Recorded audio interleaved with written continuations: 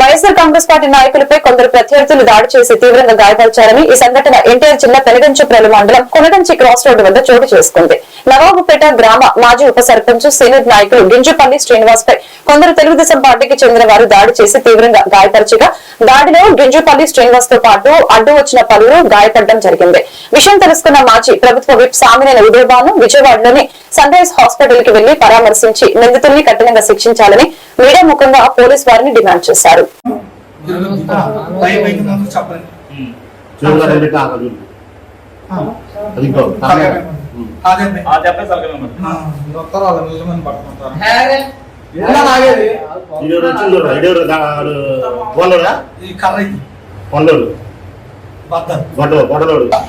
Telugu Desam party నాయకుడి మీద కానీ కార్యకర్త మీద కానీ ఒక ఎఫ్ఐఆర్ లేదు మా కాన్స్టిట్యూన్సీలో.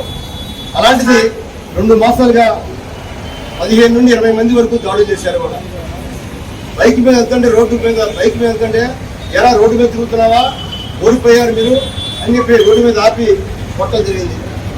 ఆడవాళ్ళైతే కారం తల్లి ఇంటిపై దాడి, హోటల్ నిర్వహించే ఒక యజమాని రామారావు అతని మీద హోటల్లో ధ్వంసం చేశారు. వైఎస్ఆర్సీపీ అలాగా అనేక రకాలుగా దాడులు చేస్తున్నారు కూడా తెలుగుదేశం ప్రభుత్వం. అలాగే ముఖ్యంగా కాన్స్టిట్యూన్సీకి వచ్చేసరికి గింజుపల్లి వీరయ్య గారు అంటే ఒక మంచి నాయకుడు, రైతు నాయకుడు.